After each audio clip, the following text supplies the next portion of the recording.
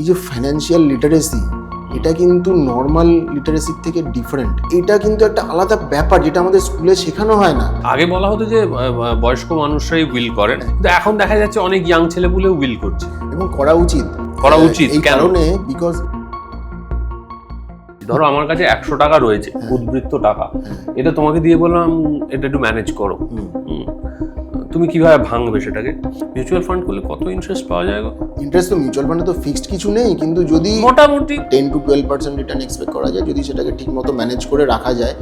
আজকে আমরা অনেকেই আছি যাদের একটা টি শার্ট আছে এবং সেই টি শার্টে যে কথাটা লেখা আছে সেটা খুব সত্যি কথা, যা কামাই সব ইএমআই। একটা খুব চমকে দেওয়ার মতো কথা বলি, আমাদের হিন্দু সাকসেশন অ্যাক্টে একজন বাবার তার সন্তানের প্রপার্টির ওপরে কোনো লিগালি কোনো অধিকার নেই। সাধারণ একটি ছেলে কতদিনে কোটিপতি হতে পারে?